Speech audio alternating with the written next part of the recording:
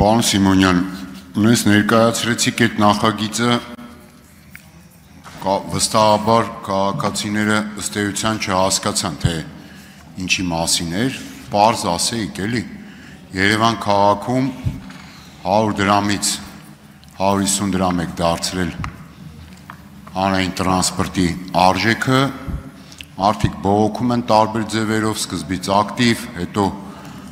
ավելի պասիվ, և լավորից չի, որ չեն կարողանում այդ սակագինը վճարել, հիմա էլ ասում եք չեք վճարում, հետևաբար մենք ձեզ նաև տուգանելու ենք չվճարելու համար, հուսամ մենակ տուգանքով կվերջացվի, հետո մի հատ էլ նախագիծ չեք բերի քրեական պատասխանատվության ենթարկեք կամ երկրից արտաքսեք, հիմա տուգանքի հարցերը հետևյալն են, տուգանքի չափը որքան է լինելու և երկրորդ կարևոր հարցը, ես ոնց եկաք այդ եզրակացության, որ քաղաքացին փաստորեն տուգանքի մատերել է ամեն դեպքում։ Շնորհակալություն հարցի համար, անդրադառնամ տուգանքների չափին, այստեղ վարչական իրավախախտումների վերաբերյալ օրենսգրքով առաջարկվում է 137.9 հոդվածում համապատասխան լրացում իրականացնել, որով վճարի չվճարման կամ այդ կրիչը չվավերացնելու համար առաջացնում է տուգանք 15,000 դրամի չափով, եթե քաղաքացին օգտվել է ոչ իր կողմից ձեռք բերված կամ արտոնություն ունեցող անձի կրիչը կրող քարտից կամ արտոնությունից ընդհանրապես, ապա այս պարագայում սահմանվում է 15 հապատիկի չափով, այսինքն 15,000 դրամ, և 3 հապատիկի չափով է սահմանվում, եթե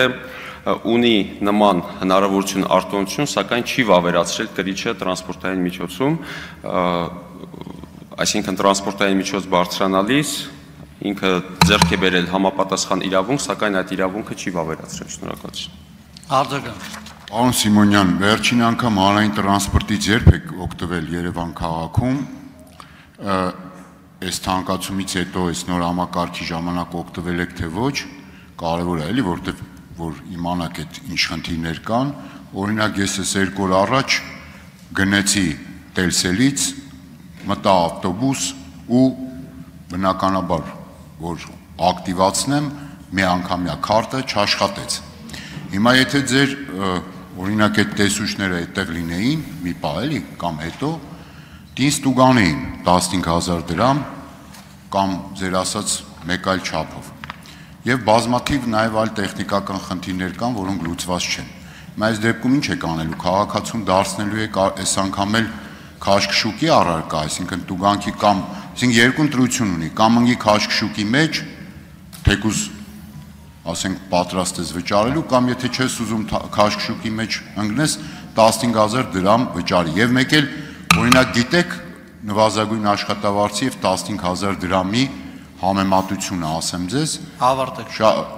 շատ չի տարբեր, նվազագույն աշխատավարձը Հայաստանի Հանրապետությունում 75,000 է, հիմա աշխատող աղքատներին ասում եք չես վճարում,